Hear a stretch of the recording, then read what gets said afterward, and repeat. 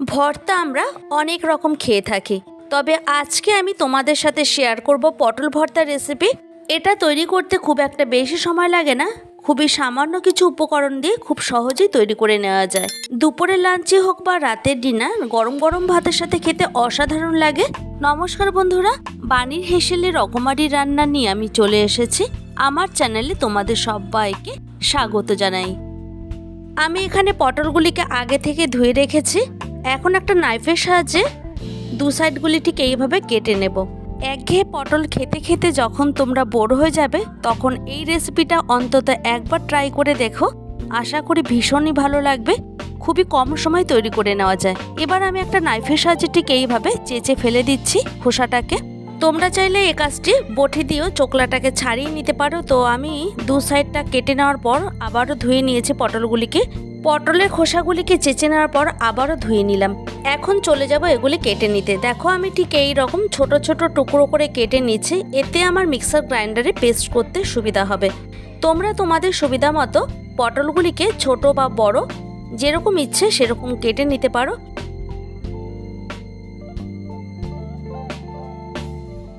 দেখো আমার এখানে কাটা কমপ্লিট হয়ে গেল।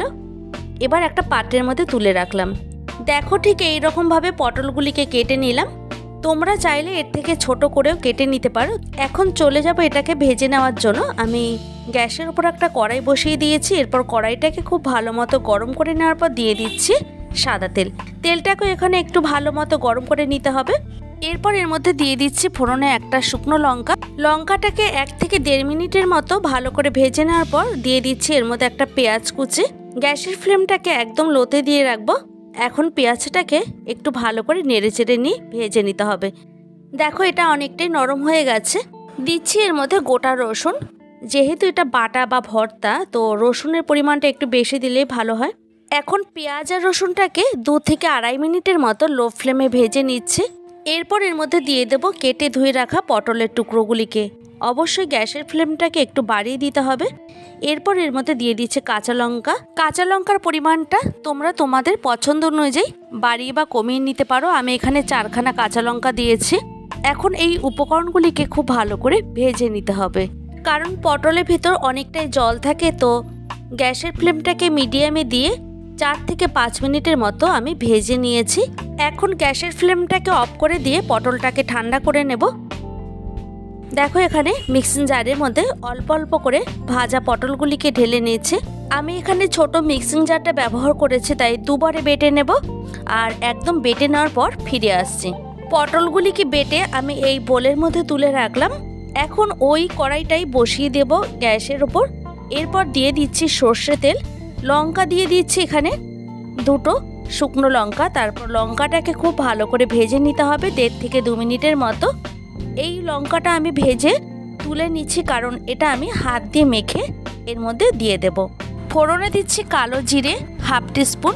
গ্রেটারে ঘষে নিয়েছি রসুন, এখানে 4 থেকে 5 কোয়ার মতো আছে। আর এইভাবে যদি একটু রসুনটাকে ভেজে নেওয়া যায় তাহলে কিন্তু খুবই ভালো লাগবে।